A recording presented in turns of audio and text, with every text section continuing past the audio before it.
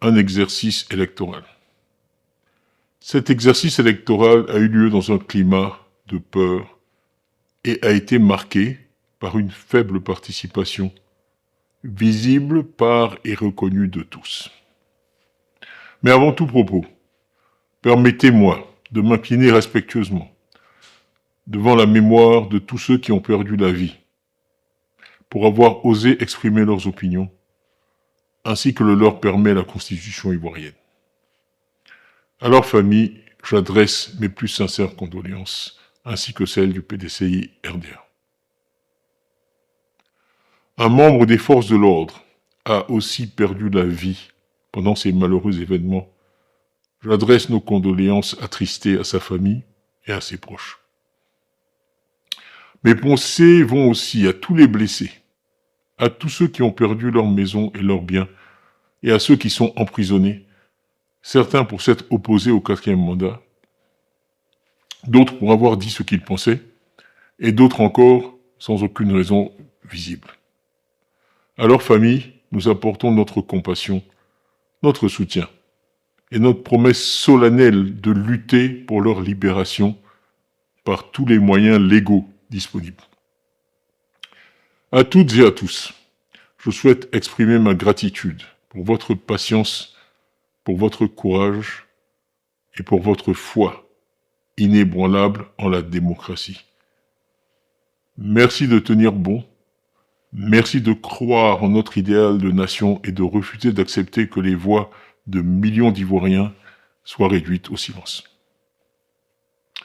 Mais parlons franchement. Ce qui vient de se passer n'est pas une véritable élection. Et ce à quoi nous avons insisté ne fait pas honneur à notre pays. Avec le PPACI et le président Gbagbo, le PDCI RDA dans le Front commun n'a cessé d'œuvrer pour éviter la situation où nous nous trouvons aujourd'hui. Les faits sont clairs. Le président Alassane Ouattara a brigué un 4e mandat, controversé. J'ai moi-même été rayé des listes électorales par un tribunal.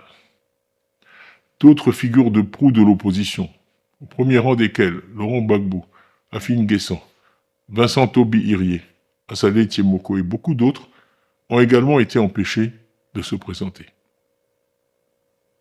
Partout dans le pays, depuis le 2 octobre, les manifestations ont été accueillies par des gaz lacrymogènes, des arrestations massives et une répression brutale.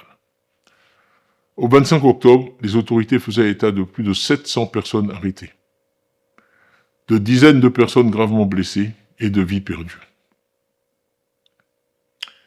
Ivoiriennes, Ivoiriens, mesdames et messieurs, cet exercice électoral a divisé notre pays. Une nation qui pendant près de 2 décennies a lutté pour retrouver sa paix et son unité. C'est d'autant plus regrettable qu'en 2011, le pays était porté par une vague d'espoir, en laquelle tous les Ivoiriens qui aspiraient à la paix et à la réconciliation croyaient. Mais aujourd'hui, malheureusement, force est de constater que des divisions se sont creusées, des communautés sont dressées les unes contre les autres. Des expéditions punitives ont été organisées. L'horreur est de retour en certains endroits du territoire. À Nayo, des vies humaines ont été perdues. Et on nous dit une personne a été brûlée vive.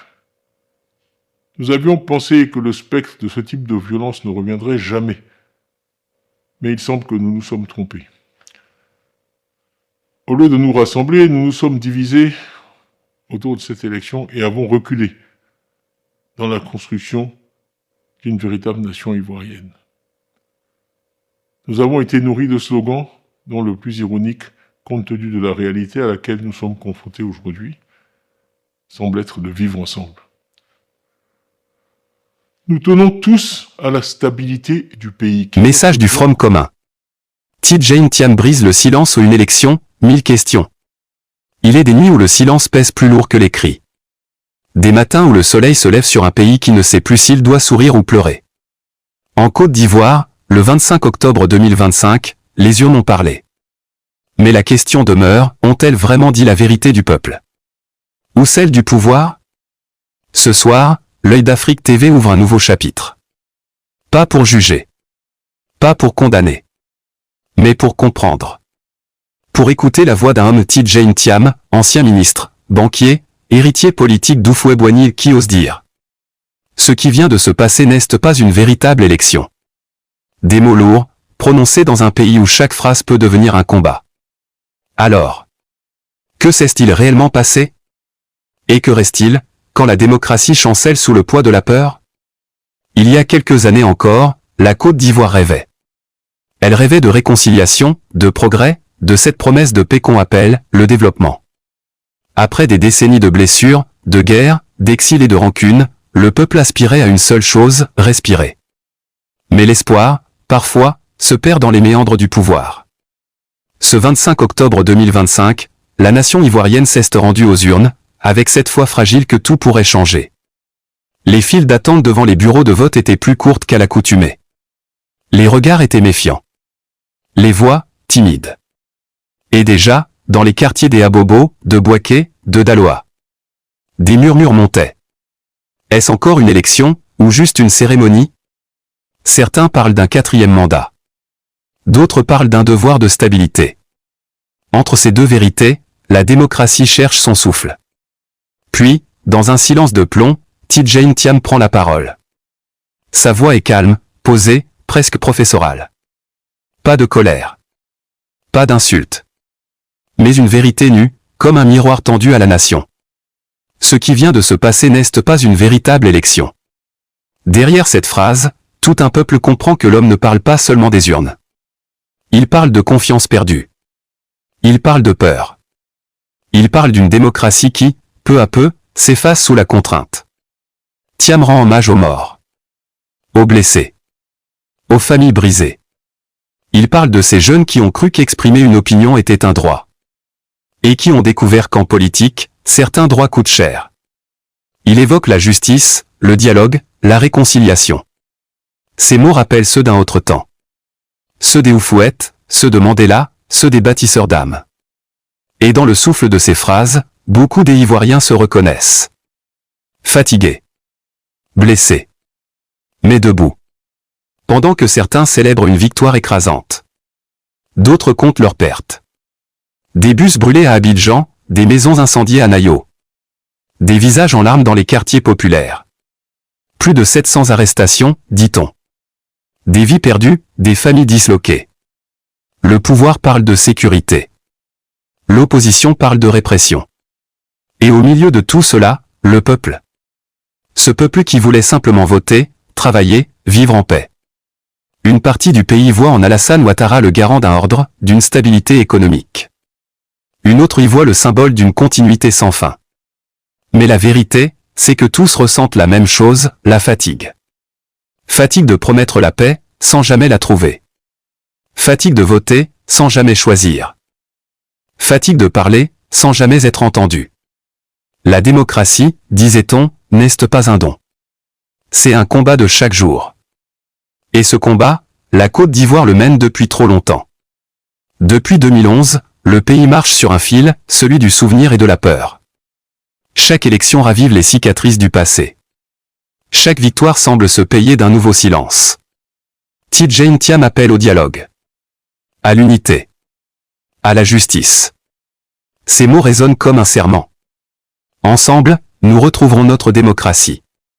Ensemble, nous restaurerons notre dignité. C'est plus qu'un discours politique. C'est une prière. Une prière pour que le pays cesse de se déchirer entre vainqueurs et vaincus. Car au bout du compte, sur le drapeau ivoirien, il n'y a pas un camp. Il y a une nation.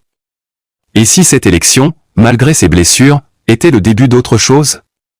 Une génération nouvelle, plus consciente, plus exigeante. Une jeunesse qui ne veut plus choisir entre paix et liberté. La démocratie n'est pas un trophée qu'on brandit. C'est un chemin qu'on marche, même les pieds nus, même dans la poussière. La Côte d'Ivoire s'est souvent relevée. Et elle se relèvera encore. Parce que les peuples ne meurent pas. Ils dorment, parfois. Ils se taisent, souvent. Mais un jour, ils se réveillent. Et quand ils parlent, c'est l'histoire qui change. Peut-on parler d'une élection libre quand la peur accompagne chaque bulletin? Peut-on parler d'unité quand les voix du peuple s'opposent comme deux rivières? Peut-être pas. Mais peut-être que ce moment, aussi douloureux soit-il, est le début d'une renaissance. Tidjane Thiam a parlé. ADO a été réélu. Et le peuple, lui, continue de marcher, entre résignation et espérance. Que chacun médite ces mots. Notre cause est juste, c'est pourquoi elle prévaudra. Ensemble, nous construirons cette Côte d'Ivoire réconciliée. Ici, sur l'œil d'Afrique TV, nous ne cherchons pas à juger les hommes, mais à comprendre les nations. Parce que comprendre, c'est déjà résister à l'oubli. Merci d'avoir été avec nous. Abonnez-vous, partagez, et restez à l'écoute de la voix de l'Afrique. L'œil d'Afrique TV est la conscience d'un continent.